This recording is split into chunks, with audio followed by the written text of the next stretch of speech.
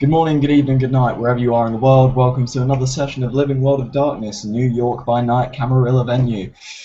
Tonight, we find, in the sort of early part of the night, we find Limey pulling up in a yellow cab onto a relatively darkened street. Sort of cheap street lamps hang overhead, casting an orange glow over the Queenswood Apartments, a small tower block in New York.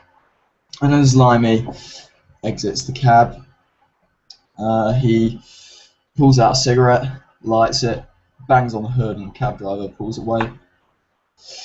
And he reaches into his pocket for a notepad, and he sort of flips through it until he finds a name. It's Llewellyn O'Keefe, who is the music teacher slash agent of the quintet that he met playing at the St. Irene's church.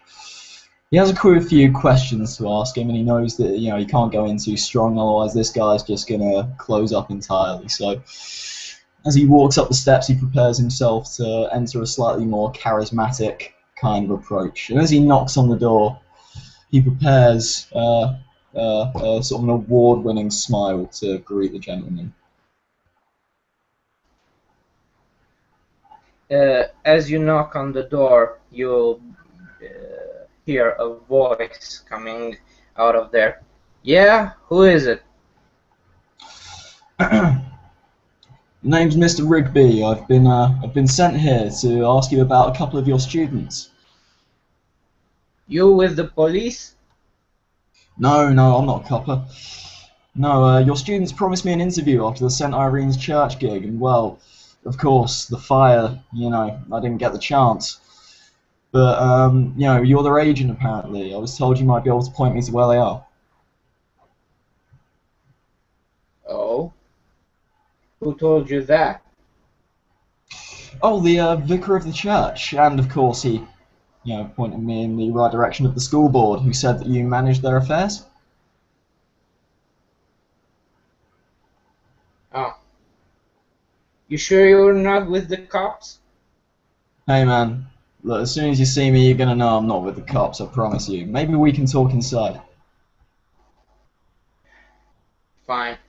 He opens all of his locks. He's a bit paranoid right now. He finishes opening all of his locks, and with the last key click, you'll see him opening the door slowly. Yeah, I'm the teacher. Come on in. He sort of steps into the apartment very cordially and very bright-eyed and says, "Well, thank you very much. Cheers. Should we take a seat, or would you prefer to?" You'll see a very small apartment.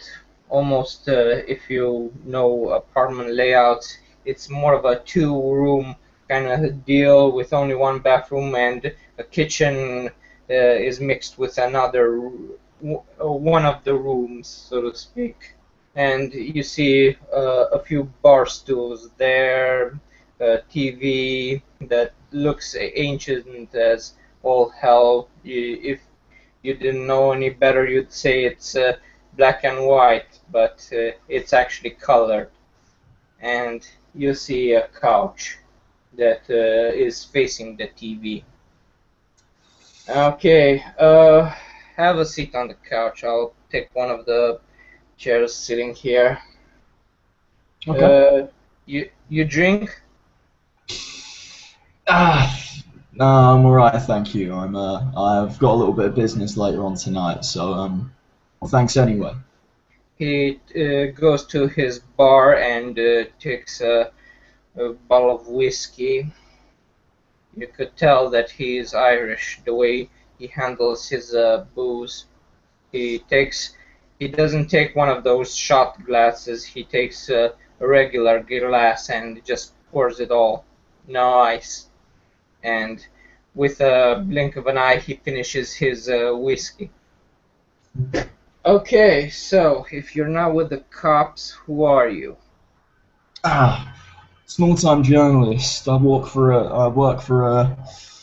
little-known magazine that runs out of Harlem.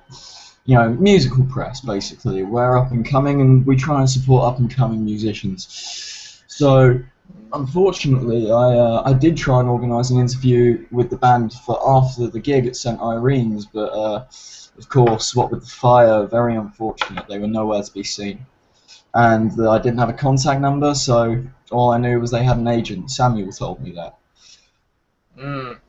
Did he now? Excellent students. They are a credit to you.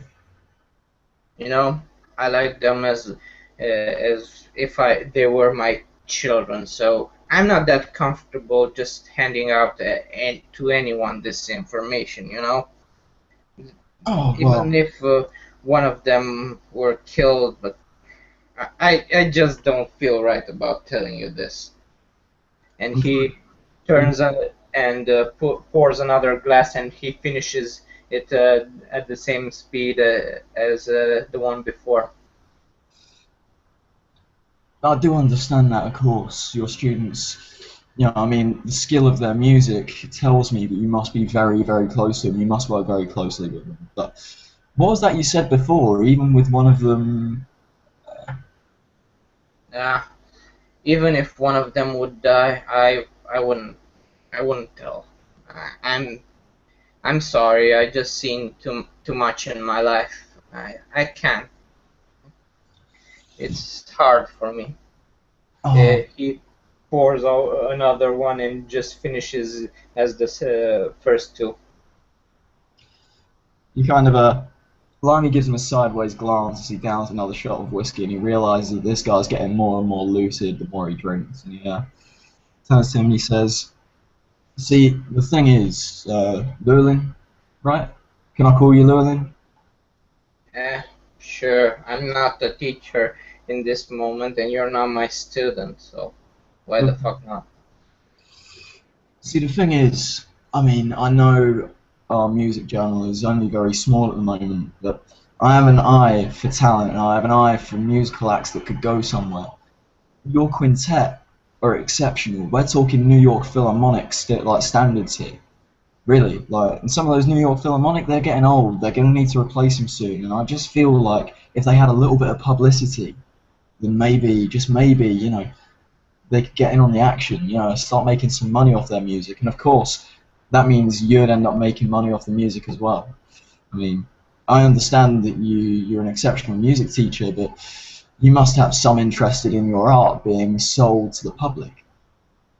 Oh, with the the sound of money being discussed, you can, if you roll a perception alertness, because this is a human, not a or perception empathy, depending on which one do you want to roll.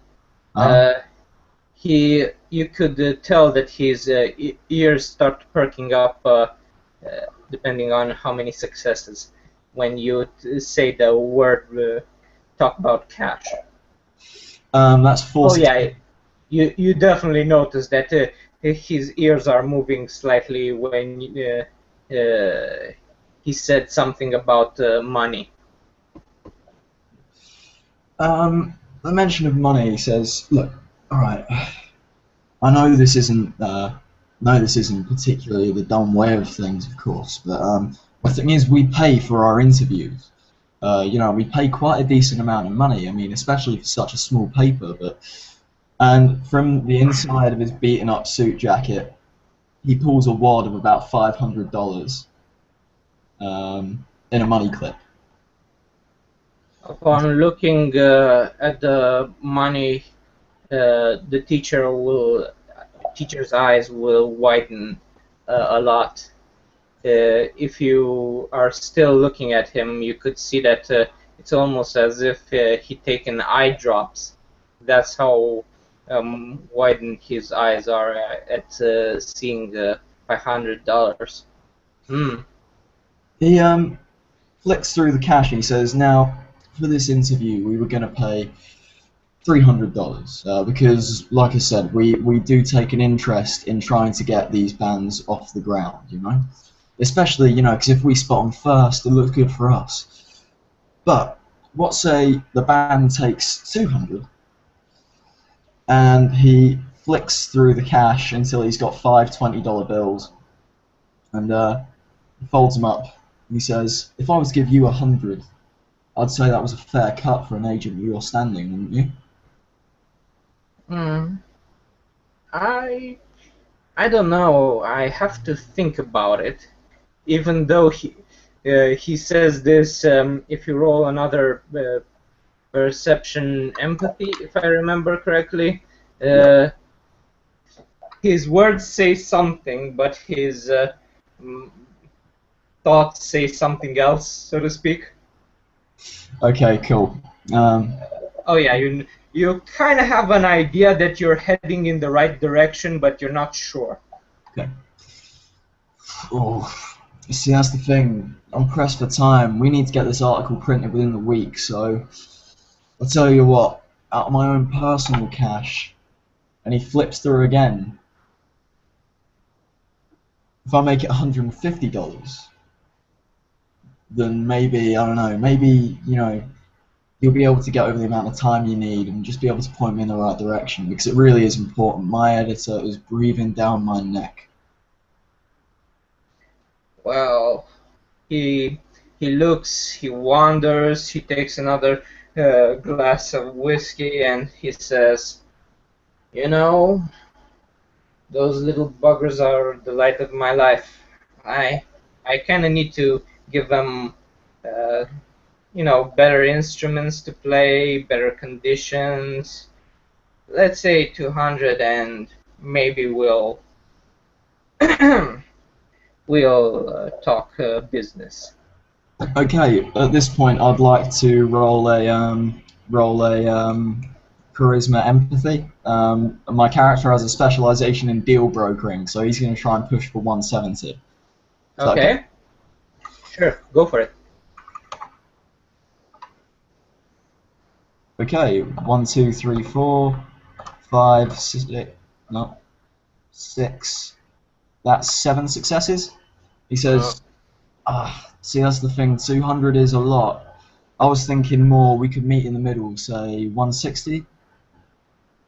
mm, if you My final offer is 170, and that's it. Um, Oh, Mr. O'Keefe, you drive a very, very hard bargain, but your students have an exceptional talent, and it would be a sin if I were to let it go over $10. And he flips through the cash until there is a sizable wad of $170, and he passes it over to him. he takes the cash. But just as he goes to take it, he'll sort of like pull it back a little bit, and he's like, "But I do need to know where I might find your students first. Specifically, I'd be very interested to speak with Samuel." Samuel. Hmm. I don't know. Um, he is one of my prize students, and he, you can tell that he is conflicted over the money and trying to uh, take the money, but at the same time he actually, uh, for all of his hard attitude towards you, he actually cares about his students. He's really conflicted right now. Here's the thing, Mr. O'Keefe. Samuel is an exceptionally talented young man. He really will go far in this industry, and I know I keep saying it, but he was, I hate to say it, himself and Fleur were the two stars of that show. And if I'm going to interview anyone, I want to interview him first. Everything about him, his charisma, his razzmatazz. I dig that, man. I dig that. Yeah. Uh, his hand trembles a bit, seeing the cash, and his eyes try to look away because it's like he wants to accept it, and he wants to say, but something's keeping him back. Some regret of his. You don't know what it is, but something is really. You can see there is an internal struggle within him. Can I roll charisma empathy to sorry, perception empathy to gleam a little bit into that? Okay, if you do that, I'll tell you more. That's two successes. Okay, you can see that he has been teaching for some years. He's a bit jaded for all of his years of teaching, and he has seen so many failed students. But this quintet is really his pride. He he is really struggling. So there is prize student says, Berlin, I really do understand that these are your prize students, and they must be. I mean, look at them; they're exceptional. But if they are indeed your prize students, don't you want to give them the best chance you can? You know, get them noticed, get them recognised, have their talents venerated, so people can see the amount of work that's gone into it. You know, your work included. It would be a sin, Mr. O'Keefe, if they weren't to be recognised. Uh, at the When you started saying this is your chance, you can see his expression visibly changes. It's like sadness overwhelms him, and it's almost as if a tear goes to his eye, but he's struggling just to keep it in. He is visibly shaken.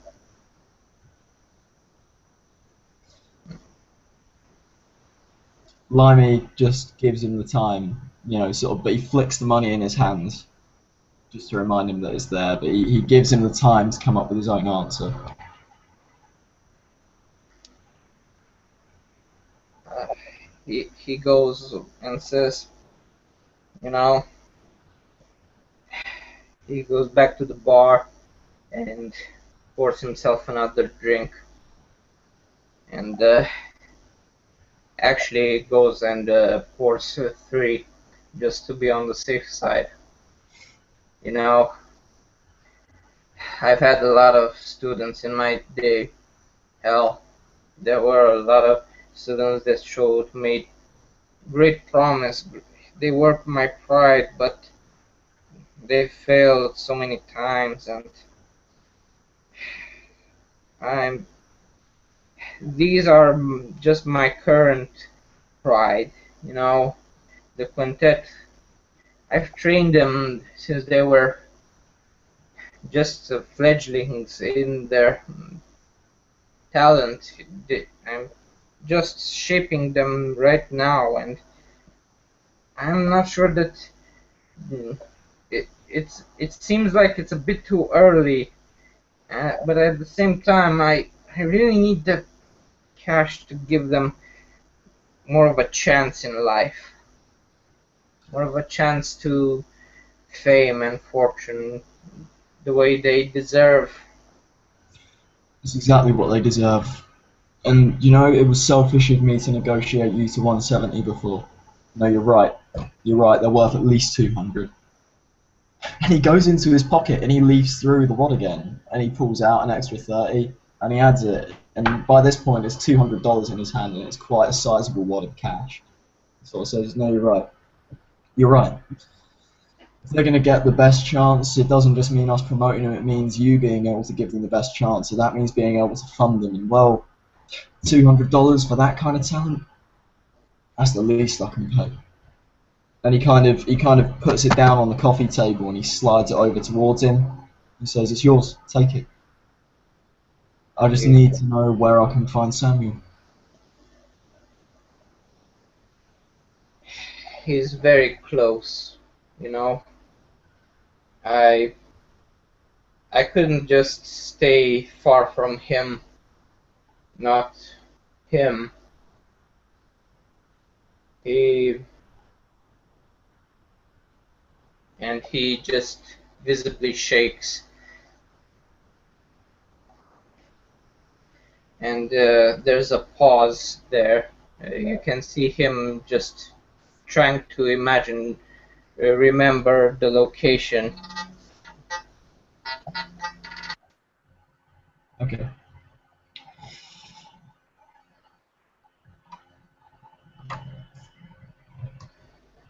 He goes on and says,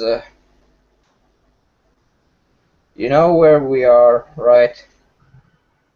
I know where we are, of course. "Yeah, you kind of have to go around and around the block to find him. You, he's at the third floor." Third floor. Right. Yeah, he's still in the apartments, but at the opposite side of where I'm staying. So wait, you can see his apartment from here, or? No, no, I'm from one side of the block and he's on the other side. Like the whole rectangle, I'm on one end and I he's on see. the other. And what apartment number is that, Mr. O'Keefe? Uh, I I know it's somewhere on the third floor if I remember correctly. You can actually see if you know his full name, uh, the tag on the door. Third floor, Samuel. Yeah, I know his full name. Okay, great. You've been a massive help, Mr. O'Keefe. I truly hope to give an interview that will uh, shine a spotlight on your students. Suffice to say, I don't know, I think the public is going to be very interested. In fact, I have friends personally interested in Samuel. You can see that regret is swelling on his face now that he has told you, and it's like he's a bit ashamed that he actually got the cash, even though he has been hard on you. He actually does care of his students, but his if you roll me again a perception empathy check. That's 5 successes. Oh yeah, I can tell you the rest of the thing. You can tell that he has uh, he has been taking uh, money. He has taken money before, and he is subject to taking money. Even now, he can't look away from money whenever it's possible. It's like his addiction, sort of. He As he's thinking this, he's going to pocket the cash, and he'll just say, shake his head, and get out. Okay, I told you everything I know. I don't want to think about it. Get out. I've Limey, done enough. and he gets up and he sort of, as he backs towards the door, he says, "I'm going to roll charisma empathy to try and make him feel better about his decision. So he's not going to go and do anything stupid." Um, no, no, fail. Yeah, no successes. So as he goes to open his mouth and try and make him feel better, he just closes it, And smiles. and you can see a tear rolling at the corner of his face, but he tries to hide it, and he just says, "Get out! Get the fuck out of here! I don't want to see you right now." As he turns to the door and opens it, he says, "You've been a massive help, Mr. O'Keefe." And he leaves and shuts the door behind him. And I believe that's where we end our scene. Thank you, everybody. Thanks for watching, and of course, thanks to Fabio for NPCing. See you soon.